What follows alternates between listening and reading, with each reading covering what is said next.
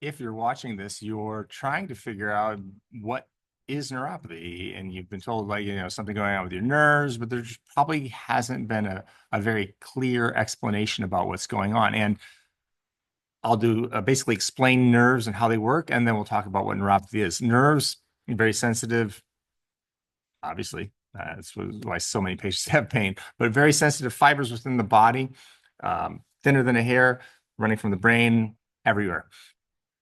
Coating those nerves is an insulation. It's called myelin or myelin sheath, which protects those nerves. And actually, that myelin is actually what transmits the electricity. So the electricity actually doesn't really exactly go along the nerves. It does something called saltatory conduction, which means jumping. And so it basically jumps to the junctions, and that's what allows those nerves to fire off and quickly. With neuropathy, what happens is there's some process within the body which prevents the normal maintenance and repair of that insulation, again, the myelin, and then the myelin starts to break down. As it breaks down, then the nerves get exposed and they no longer transmit the electrical impulses like they're supposed to. So, and I'll talk about symptoms in a bit in another FAQ. But what happens is with that breakdown, then we have neuropathy. And of course, neuropathy, neuropathy, it basically is just some sort of adverse process associated pathology associated with the nerves.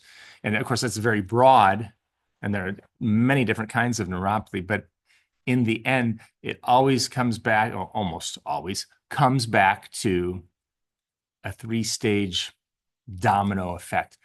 Some sort of metabolic systemic inflammation, which leads to reduction in circulation, which ultimately stops or slows the normal maintenance repair process of the body, which keeps that myelin, that insulation intact. And when that happens, neuropathy occurs.